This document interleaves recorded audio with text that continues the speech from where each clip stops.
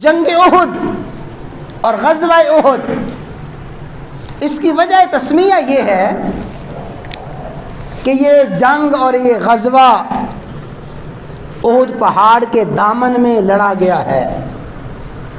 یہ جنگ احد پہاڑ کے دامن میں پیش آئی ہے، اس کا محل وقوع وہی احد پہاڑ ہے۔ احد پہاڑ کا ساتھ میدان ہے، اس میدان میں یہ جنگ احد پیش آئی۔ اور کیا کہنے احد کے، کیا شرف اور کرامت ہے احد کی۔ حضرت انس رضی اللہ عنہ فرماتے ہیں، اور یہ حدیث مسلم میں ہے، بخاری میں ہے، ترمذی میں ہے، احادیث کے بڑی بڑی کتابوں میں ہے۔ حضرت انس فرماتے ہیں نظر رسول اللہ صلی اللہ علیہ وسلم الی احد، جناب محمد الرسول اللہ، بھائی سب کہہ دیں صلی اللہ علیہ وسلم نے نظر شفقت فرمائی، نظر محبت فرمائی الی احد، احد کی طرف۔ آپ نے احد پہاڑ کو دیکھا۔ اور میں عرض کرنا چاہتا ہوں کہ مدینہ منورہ میں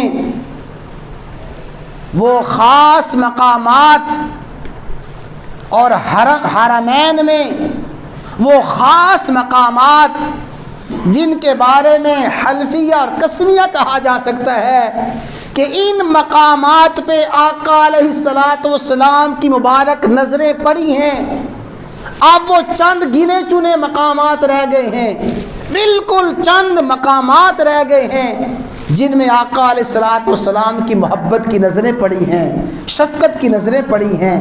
ان مقامات میں جبل احد اور احد پہاڑ ہے۔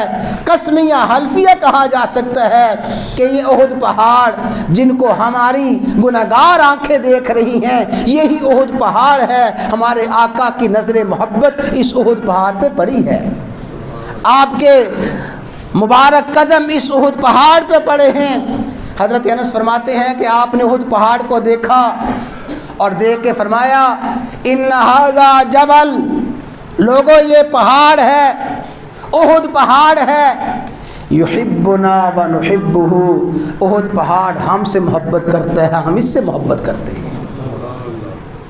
یہ احد پہاڑ ہم سے محبت کرتا ہے، ہم اس سے محبت کرتے ہیں۔ اور یقیناً ہر مسلمان کا جذبہ یہی ہے، ہر مسلمان کا جذبہ یہ ہے کہ احد پہاڑ ہم بھی اللہ کی قسم تجھ سے محبت کرتے ہیں، اس لیے محبت کرتے ہیں کہ ہمارے آقا تجھ سے محبت کرتے ہیں اور تو ہمارے آقا سے محبت کرتا ہے۔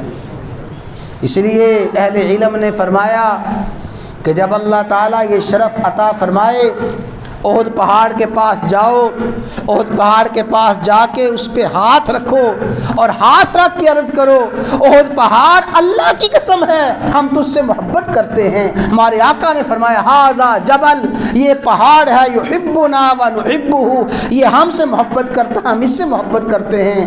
اور ایک حدیث میں فرمایا سنو احد پہاڑ ارکان من رکن الجنہ، جنت کے جو ستون ہیں احد پہاڑ بھی جنت کے ستونوں میں سے ایک ستون ہے۔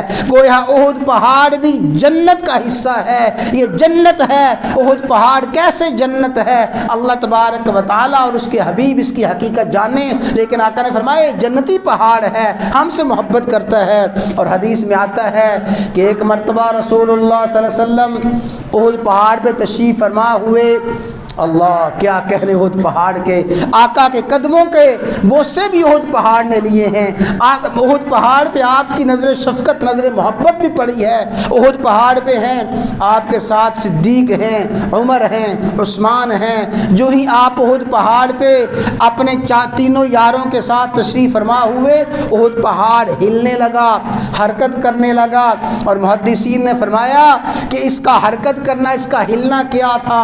گویا احد احد پہاڑ خوشی سے جھومنے لگا، احد پہاڑ خوشی سے وجد میں آ کے جھومنے لگا۔ کیا کہنے میرے آقا علیہ الصلوۃ والسلام کے قدموں کے بوسے لے رہا ہوں، صدیق و فاروق عثمان کے قدموں کے بوسے لے رہا ہوں۔ جب احد پہاڑ ہلنے لگا، حرکت کرنے لگا، اور میں اسکن احد پہاڑ ٹھہر جا، احد پہاڑ ٹھہر جا۔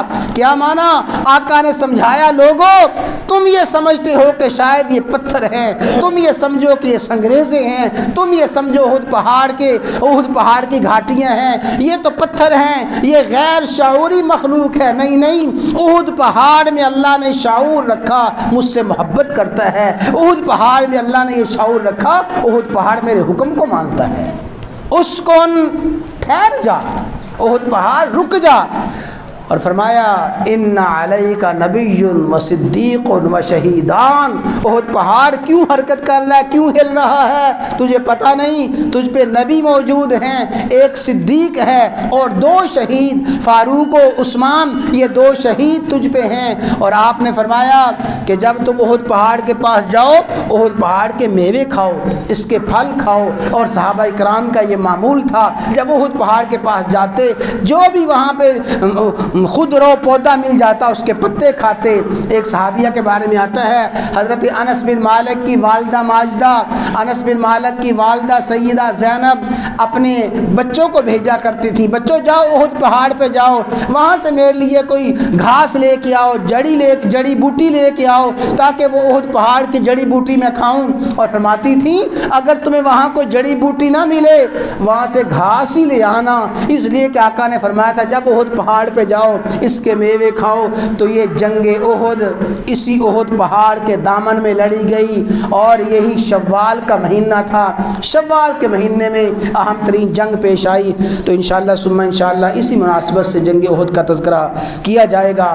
اللہ تعالیٰ سے دعا ہے کہ اللہ تعالیٰ ہمیں حضور نبی کریم علیہ الصلوۃ والسلام کی حیات طیبہ کے ہر پہلو کو یاد کرنے کی، بیان کرنے کی، سمجھنے کی توفیق عطا فرمائے، اور خاص کر آپ کے غزوات کا جو پہلو ہے، ان حالات میں جب امت مسلمہ کی مظلومیت عروج پہ پہنچ گئی ہے، امت مسلمہ کی مظلومیت کی انتہا ہو گئی ہے، ان حالات میں آپ کی حیات طیبہ کا یہ پہلو بہت زیادہ اہمیت کا حامل ہو گیا ہے۔ اس کو سمجھنے کی ضرورت ہے، اس لیے کہ اس پہلو کو اختیار کیے بغیر کبھی امت مظلومیت کے عالم سے نکل نہیں سکتی۔ مظلومیت کی تاریکیوں سے نکلنے کے لیے آپ کا وہ جہادی پہلو، غزوات کا پہلو اپنانا، یاد رکھنا ضروری ہے۔